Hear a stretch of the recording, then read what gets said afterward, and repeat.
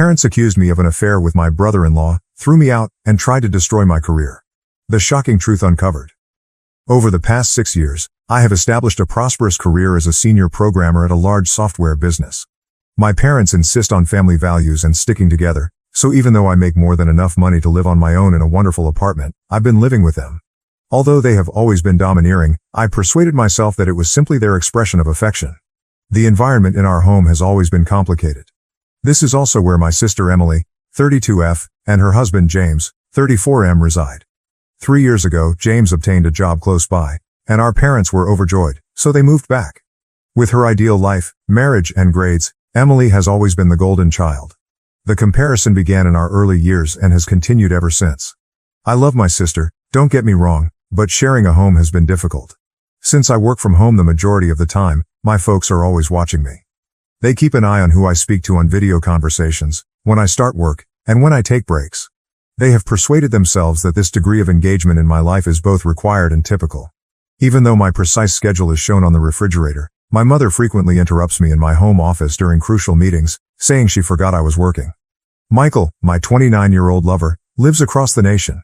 He has been tremendously supportive over our 3 years of long-distance dating. But he and our relationship were never accepted by my parents. They treat James as the son they never had and compare him to him all the time. They attack every aspect of Michael, including his choice to live on the West Coast, his work as a software engineer, ironically, the same field as myself, and even his attire when we video chat. James has always been cordial, not only as his wife's sibling but also as a little sister.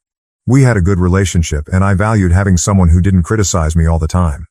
He frequently defended me during family dinners when my parents began their routine comments about my life choices, as if he understood the burden I was under. Up until 2 weeks ago, everything was in control. With solemn faces, my parents summoned me into the living room.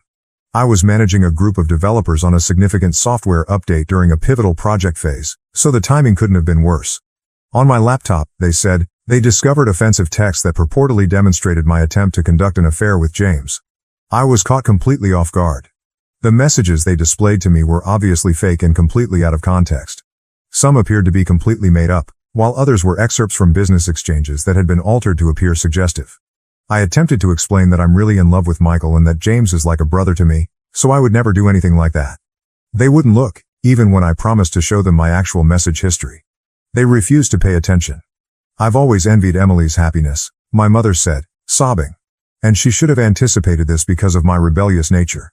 I was a disgrace to the family, according to my enraged father. In the midst of the largest project of my career, they gave me a 24-hour notice to leave the house, a 24-hour notice to pack up my entire existence. I called my grandparents in tears and desperation. They have always been my refuge and our family's sane voice. They immediately believed me after I showed them the actual mails and gave them all the details. They took me in, provided me with housing, and helped me get through this ordeal. In order for me to continue working, my grandfather even assisted me in setting up a makeshift home office in their spare room. My father was furious to learn that I was staying with them. When I wasn't there, he actually came to their house and yelled at them for enabling me and undermining his authority. My father became even more irate when my grandfather refused to back down and stood up for me. Declaring he would never talk to them again, he stormed away. I was devastated to see my grandfather, who is normally composed, trembling with rage following that altercation. When my father began getting in touch with my place of employment, things got worse. He made outrageous charges about my inappropriate behavior and unstable mental state in emails he sent to my manager in the Human Resources Department. He even made an attempt to persuade them that I was giving competitors access to company secrets. Fortunately, my manager has been understanding and my work history speaks for itself. However, the strain is having an adverse effect. It has been embarrassing for me to have to explain these private matters to my staff. Then my granddad unexpectedly died yesterday. The agony is intolerable. He was more than simply my grandfather. He was also my confidant, my guardian, and the one who always had faith in me. The fact that my parents did not attend the funeral only makes it worse. They had left town. Later, when I was organizing my grandfather's funeral, I discovered through my cousin that they were actually on vacation, sharing photos from a beach resort on Facebook. Every happy picture they shared made my heart ache. Taking an emergency leave of absence from his job, Michael flew in to support me during this trying period. My parents appeared out of nowhere as soon as he got to my grandparents' house. As though Michael's presence was somehow improper, my father icily inquired as to why he was there. I eventually lost my temper at that point. I asked them who they believed had taken care of all the funeral planning, who had supported Grandma during her most trying time, who had stayed up late planning the ceremony, calling family, and interacting with the funeral home while they were taking selfies on the beach. Then, in an unsettling development, my father's entire personality altered. A disturbing peace took the place of the rage in his eyes. He became oddly calm and said he wanted to forgive me for what had happened with James and let the past be the past. He said he would let me stay with Grandma, but only if he got what was rightfully his. I understood exactly what he was after, therefore I was horrified by the abrupt change in his demeanor. My grandfather had been quietly successful with his investments over the last few years. My father desired his inheritance because he had accumulated a sizable nest egg. He had the gall to come and demand money after everything they had done to us and after leaving us during the funeral. He was unaware, however, that Grandpa had anticipated this. While organizing Grandpa's study the day following the death, we discovered a note hidden in his desk drawer. All it said was, "Call Bob." Bob, who had visited him multiple times over the years, was both his lawyer and an old friend. We found out that Grandpa had left everything to me when we got in touch with him. I now owned every cent of his savings. Grandma would always have a place to live, protected from anyone who would try to take it away from her, thanks to the house being signed off to her. My father broke his cool exterior when I told him this. As he accused me of controlling Grandpa and turning him against his own son, his face flushed with anger. He went on a tirade about how he deserved his parents' money and how he had always supported them. He was the one who had left his family to pursue his greed, so it was almost comical that he was accusing me of deception. In an attempt to persuade me, my mother said things like, "Didn't you try to take away your sister's happiness? You now wish for us to suffer as well." However, I refused to back down.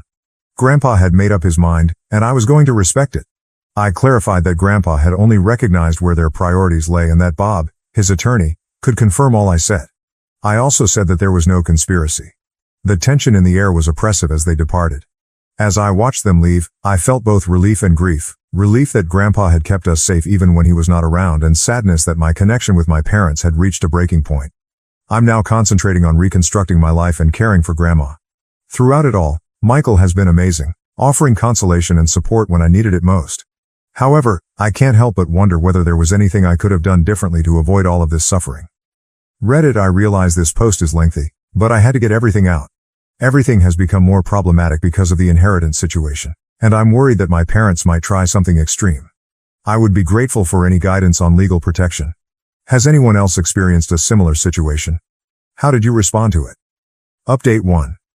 Things took a turn for the worst a few days after my last update. Apparently not satisfied with simply pestering my workplace, my father has begun reaching out to our company's customers. I learned this when a representative from one of our largest clients pulled me aside in a virtual meeting to voice concerns about upsetting emails they had received about me. These emails were kindly forwarded by them.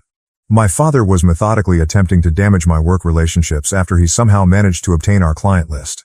According to the emails, I was a volatile individual who was stealing business secrets and taking advantage of older family members for financial gain.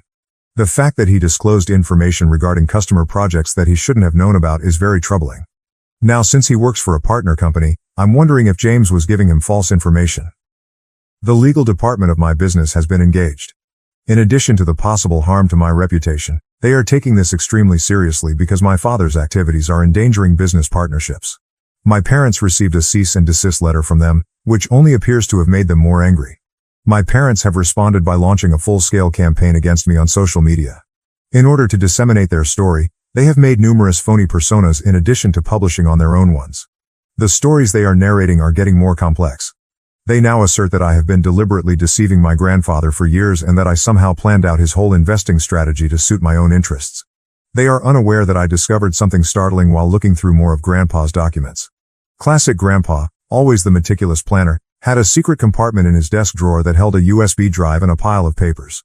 Along with comprehensive documentation of what seems to be systematic tax fraud and money laundering through my father's real estate business, the USB drive included years' worth of email correspondence between him and multiple offshore accounts. I informed Grandpa's attorney, Bob, about these results right away. He wasn't surprised, which was an odd response. Grandpa had apparently been gathering this information for years, recording each dubious business transaction and suspicious activity. Even photos of meetings with well-known dishonest business people were included in the folder. Bob clarified that Grandpa had been assembling evidence but was holding off on taking action until the perfect time. A set of emails revealing that my father had been embezzling money from his own parents' accounts for years was the most upsetting finding. Probably thinking they wouldn't notice, He had managed to get access to their financial portfolio and had started taking little amounts out. Grandpa did notice though, and instead of confronting him right away, he decided to record everything. To examine all the evidence, Bob is currently collaborating with a group of forensic accountants. According to him, we have more than enough to possibly file criminal charges in addition to defending against any legal claims my parents might make. I have mixed feelings about this.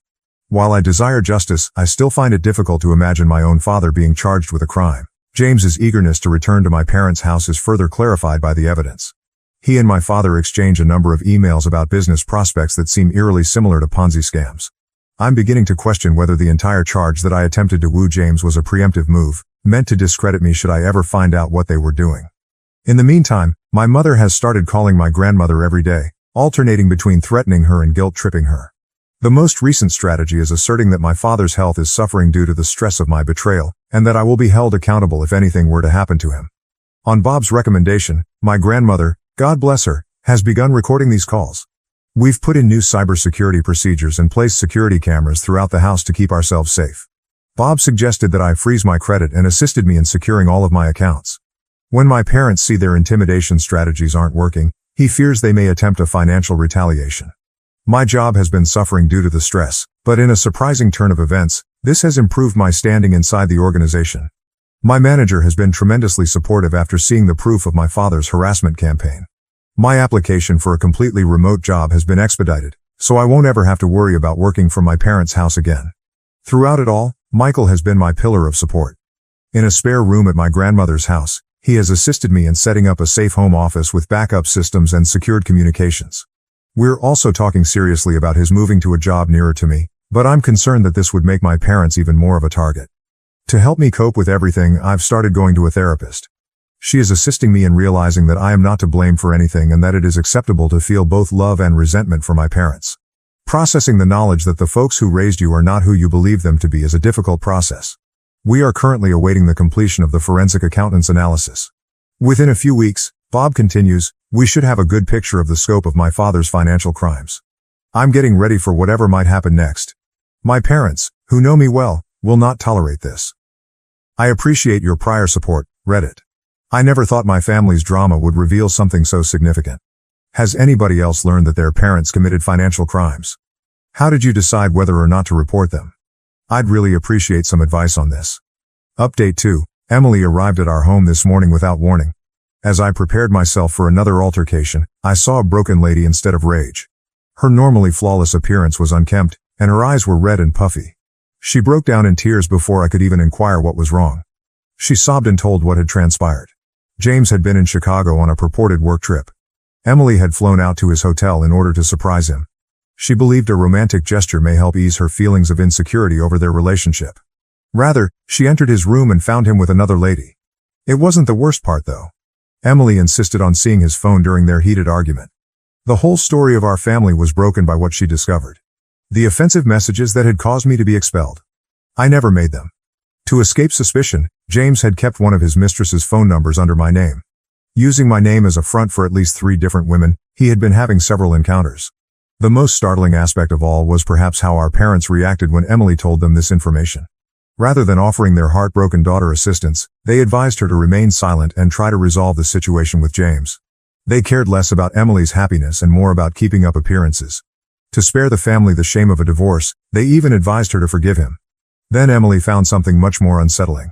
She discovered emails on James's laptop that showed he and our father had been involved in more than just family affairs.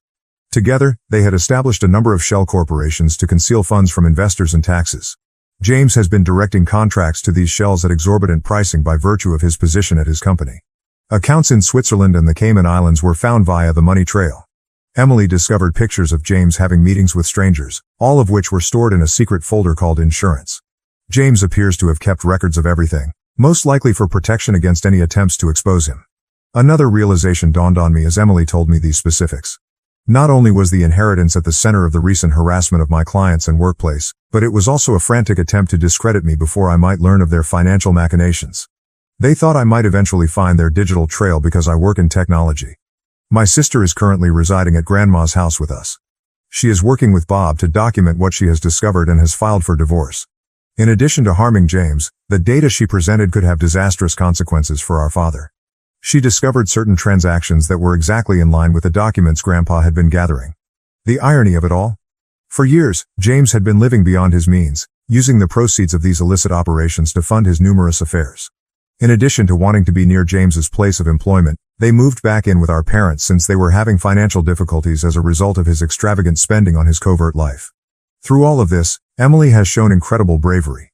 She has already discussed her findings with the FBI, who are especially curious about the financial fraud's global components. She has been informed by the investigators that this case may be worth millions of dollars. Our parents' approach has entirely altered. They are now attempting to argue that they were duped by James and were unaware of the true situation. However, the data points to a different conclusion. Documents we have discovered reveal that our father was the mastermind behind numerous of these plots, with James acting as the front man for his business. Emily is suffering from the stress of it all. For the first time in our adult lives, we have been spending evenings discussing things, and she has begun visiting her own therapist. She has repeatedly expressed regret for not trusting me and for allowing James and our parents to influence her. Since she was just as much a victim of their manipulation as I was, I have forgiven her. Grandma has been incredible during this entire ordeal. She said Emily needed the master bedroom more than anyone else at the moment, so she gave it to her. We've resumed having dinners as a family, just the three of us and Michael when he comes over. It's amazing how tragedy can unite people and forge new ties from the ashes of past ones. Our cooperation is complete, and the FBI inquiry is still going on. Our parents are still working to preserve their reputation in the neighborhood and have engaged pricey attorneys, but more people are discovering the truth every day. Our father's former business partners have begun to come out with their own accounts of dubious activities. Sometimes, Reddit, the reality is more amazing than you might think. I'm finally with my sister again, and we're stronger together than we were before. We're getting ready for what is probably going to be a protracted court struggle, but at least we're doing it together as a family. A true family founded on support and truth rather than deceit and manipulation. Has anyone else experienced a similar situation where revealing a single family secret revealed a whole network of dishonesty? How did you handle the fallout? Update 3. The pace of progress has exceeded everyone's expectations. The FBI intervened last Friday morning when my father and James were enjoying their customary business breakfast at their preferred high-end eatery. I will never forget the expressions on their faces as they were carried out in handcuffs, directly in front of the city's most affluent business community. In an instant, their meticulously constructed image of prosperous business people fell apart. Teams attacked their offices, our parents' home, and a number of storage units we were unaware existed as part of the coordinated raid that took place in numerous locations at once. They discovered proof of a 3-continent money laundering scheme, offshore account details, and decades worth of fake documents. Over $50 million is the preliminary estimate of the whole scam. However, that wasn't even the most fulfilling aspect. Do you recall the pictures James had saved for insurance? As it happens, he wasn't the only one who kept records. 3 of his ex-girlfriends came forward with pictures, emails, and text conversations dating back years. They had been silently constructing their own case and were all aware of one another. The finest aspect. For months they had been collaborating with the FBI. James's recent business travels were watched, and every transaction was recorded. As one might anticipate, my mother's response to the arrest was quite predictable. She made an effort to play the victim by saying she was unaware of their illicit actions.